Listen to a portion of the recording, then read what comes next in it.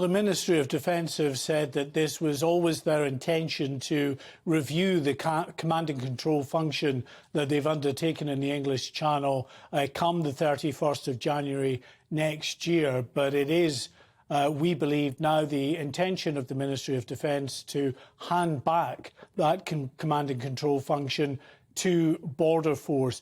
Now, the Prime Minister in April at Lydd Airport in Kent announced what was a three-pronged plan to try to get to grips with the small boats crisis. And now all three of those elements are either halted or they're coming to an end. The command and control function, as I say, will come to an end at the beginning of next year. The other plan to send thousands of asylum seekers down to Rwanda for processing has been held back by a number of legal challenges in the court, and that's going nowhere fast.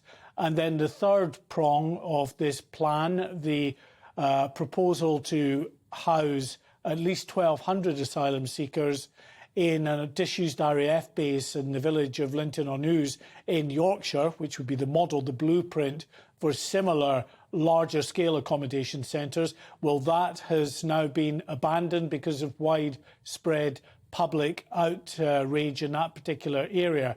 So this plan, or the plans and proposals to try to get to grips with the small boats crisis appears at the moment to be somewhat in disarray as more asylum seekers continue to come across the English Channel every single day. You said in your introduction there 20,300.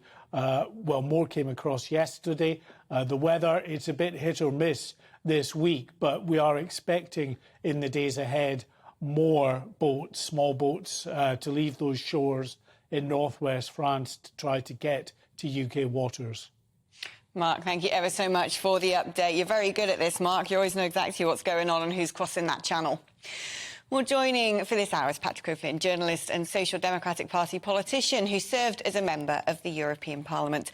Patrick, I mean, when it comes to the government's policy on this, it was like, yeah, let's get the Navy in the Channel. That'll sort it out. Done. Then it was, oh, let's send them to Rwanda. That'll sort them out. Done. I mean, none of it's working. What on earth? Where do they go now? No, I mean, they've been found out terribly badly. Personally, I think this policy area, the failure in it, was a crucial factor in Boris Johnson running out of road, because in the early days of, Partygate or Downing Street furnishings or whatever, there was still a substantial constituency of opinion in the country who thought, Boris, he's our guy, he's going to sort out our issues, whether it be Brexit or whether it be immigration control, and they were willing to protect him. But I think they became more and more disillusioned, and in the end there was no core to protect Boris Johnson anymore. And I think Liz Truss, who, I'm firmly predicting will be Prime Minister in early September, she's billed herself as someone who's a doer, who makes things happen, who gets things done.